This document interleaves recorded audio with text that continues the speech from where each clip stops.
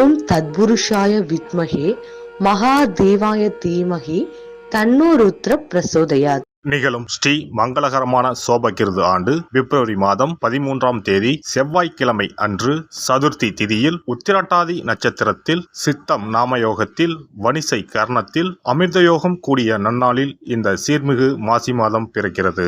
நவ கிரகங்களின் அதிபதியான சூரிய பகவான் கும்பராசியில் சஞ்சாரிக்கும் காலம்தான் மாசி மாதம் என்று அழைக்கப்படுகின்றது. தமிழ் மாதங்களில் 11வது மாதமான மாசி மாதத்தில் மாசி மக விரதமும் மகா சிவராத்திரி விரதமும் கடைபிடிக்கப்படுவது விசேஷம்.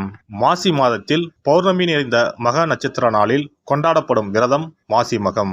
சிவபெருமானுக்கு மாசி மாதத்தின் தேய்பிறை சதுர்த்தசி நாளின் இரவில் கொண்டாடப்படும் விரதம்தான் மகா சிவராத்திரி.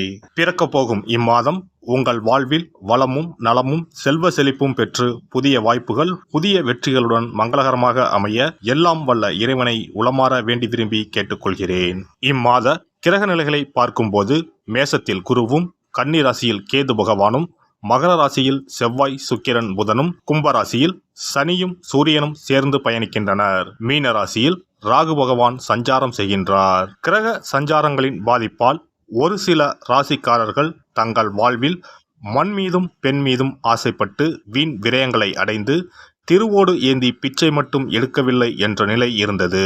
தெய்வமாய் நீங்கள் நினைத்தவர் கூட உங்களை தெருவில் நிற்க வைத்து பார்த்தனர். ஆடாத ஆட்டம் ஆடி ஒடுங்கிய உங்கள் வாழ்வில் இனி வசந்தம் வீசப்போகிறது.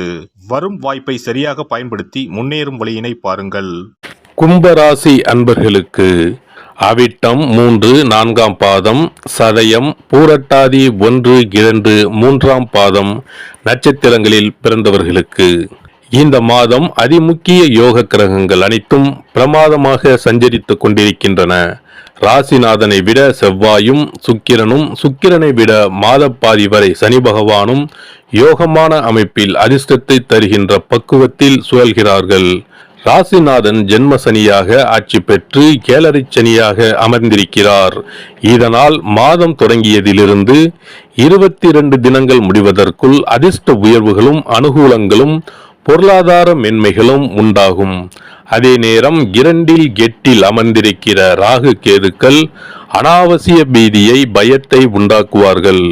மாதம் தொடங்கி 10 தினங்கள் வரை கவனத்தோடு செயல்பட வேண்டும்.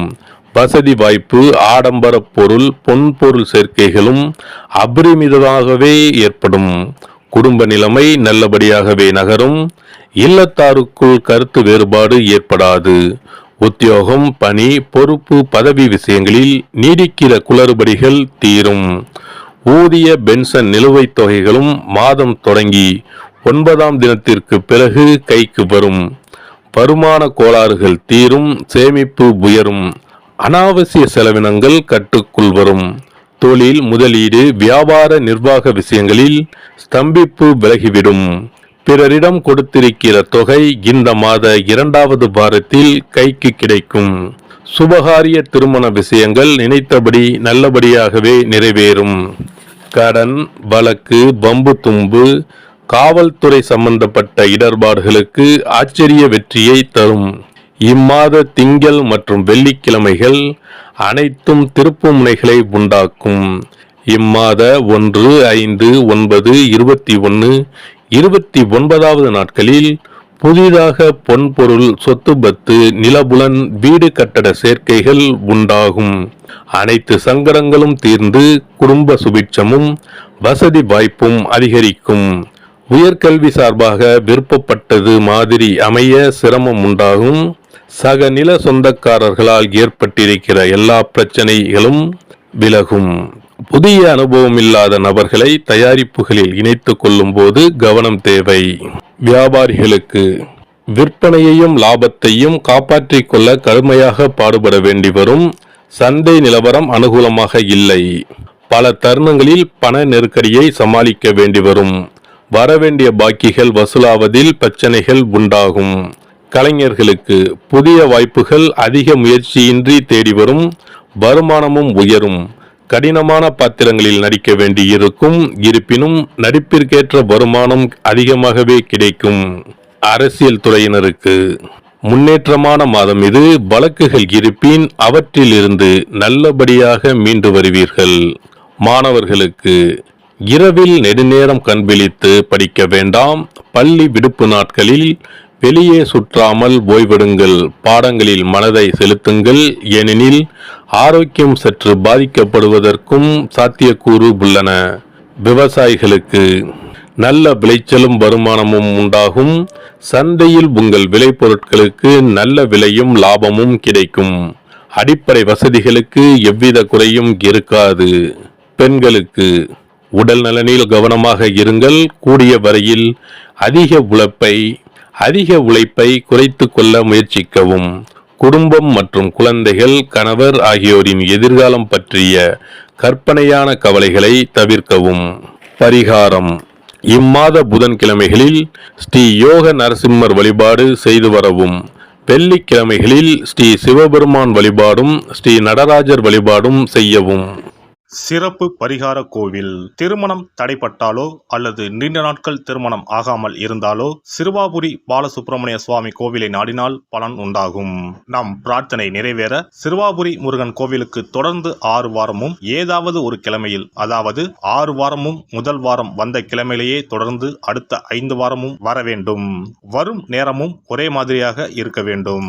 காலை என்றால் ஒவ்வொரு வாரமும் காலையிலே வர வேண்டும். மாலை என்றால் ஒவ்வொரு வாரமும் மாலையிலே வர வேண்டும். திருமணம் ஆக வேண்டிய நபர் 6 வாரமும் வாரம் ஒரு நாள் என்று 6 தடவைகள் தொடர்ந்து வந்து சிறுவாபுரி பாலசுப்பிரமணிய சுவாமியை வழிபட திருமணம் விரைவில் அமையப்பெறும். திருமணம் ஆக வேண்டி ஆண்டவனிடம் பிரார்த்திக்க வருபவர்கள் வள்ளி மணவாள பெருமானுக்கு அர்ச்சனை செய்து வர வேண்டும்.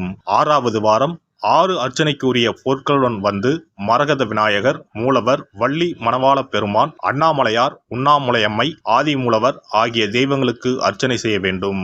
வள்ளி மணவாள பெருமாள் சன்னதியில் தரும் மாலையை திருமண மாலையாக எண்ணி அணிந்து 6 முறை ஆலயத்தை சுற்றி வர வேண்டும். பின்னர் மாலையை வீட்டிற்கு எடுத்துச் சென்று திருமணம் நடைபெறும் வரை பாதுகாத்து வணங்கி வர வேண்டும். திருமணம் முடிந்ததும் தம்பதி இத்தலம் வந்து 6 தெய்வ சந்நிதிகளுக்கும் அர்ச்சனை செய்து பழைய மாலையை கோவிலில் உள்ள மரத்தில் கட்ட வேண்டும். திருமணம் தவிர மற்ற வேண்டுதல்களான வீடு, பிள்ளைப்பேறு, செல்வம், நோய் நிவர்த்தி ஆகியவை பெற வருபவர்கள் முறைப்படி 6 வாரமும் மூலவர் சன்னதியில் அர்ச்சனை செய்து வர வேண்டும். 6வது வாரம் மூலவர் சன்னதியில் இருந்து பெற்ற மாலையை அணிந்து 6 முறை நம் வேண்டுதலை இறைவனிடம் முறையிட்டு வெற்றி வேண்டி ஆலயத்தை வலம் பெற வேண்டும். இத்தலத்திற்கு பிரார்த்தனை செய்து வருபவர்கள் 6 வாரமும் திருப்புகழ் பாடி இறைவனை வணங்க வேண்டும். எண்ணியது முடிக்கும் எம்பெருமானை எண்ணி நம் மனதில் நம்பிக்கையை வளர்த்து கொள்ள வேண்டும். முதல் 5 வாரங்களுக்கு ஒவ்வொரு முறை வரும்போதும் 2 தேங்காய், 2 வாழைப்பழம், வெற்றிலைப்பாக்கு, பூமாலை 1 மற்றும் 2 எலுமிச்சப்பழம் கொண்டு வந்து வணங்க வேண்டும். 6வது வாரம் ஆண்டவனை வழிபட்டு அர்ச்சனை அல்லது அபிஷேகம் செய்ய வேண்டும். ஒவ்வொரு வாரமும் வந்து போகும்போது நம்மிடம் கொடுக்கப்பட்ட ஒரு எலுமிச்சம் பழத்தை வீட்டிலே வைத்து பூ வைத்து பூஜித்து வர வேண்டும். முதல் வார எலுமிச்சம் பழத்தை 2வது வார எலுமிச்சம் பழம் வந்தவுடன் எடுத்து கடல், கிணறு ஏதாவது ஓர் அசுத்தம் இல்லாத இடத்தில் சேர்த்துவிட்டு தற்சமயம் பெற்று வந்த பழத்தை மீண்டும் பூஜிக்க வேண்டும். இவ்வாறு 5 வாரம் செய்துவிட்டு 6வது வாரம் நாம் பெற்று வந்த பழத்தை ஈரம் படாது பாதுகாத்து நம்முடைய பிரார்த்தனை நிறைவேறும் வரை பூஜிக்க வேண்டும். இந்த பிரார்த்தனை பூஜை காலங்களில் நாம் அண்டர்பதி திருப்புகளை ஓதி வணங்க வேண்டும். நம் பிரார்த்தனை நிறைவேறியதும் சிறுவாபுரி வந்து 6 அர்ச்சனைக்கு உரிய பொருட்கள் வைத்து பால சுப்பிரமணிய சுவாமியை வணங்க வேண்டும். இங்கு உள்ள 2 முருகப்பெருமான் சன்னதிகளில் ஆதி மூலவரிடம் நம்முடைய குறைகளையும் தடைகளையும் நீக்க கோரி வணங்கி வர இன்ப வாழ்வு உண்டாகும். இத்தலத்தில் பிரார்த்தனை செய்து வருவோர்கள் முதல் வாரத்திலோ அல்லது தொடர்ந்து வரும் வாரங்களிலோ பலன் பெறுவது உண்டு. ஒருவருடைய நம்பிக்கை மிகுந்த பிரார்த்தனை அவரின் காரியத்தை மிக விரைவில் முடித்து வைக்கும். எல்லாம் வல்ல இறையருளால் நீங்களும் உங்கள் அன்பு குடும்பமும் உடல் நலம், நீலாயுள், நிறை செல்வம், உயர் புகழ், மெய்ஞானம் ஓங்கி வாழ்க வளமுடன்.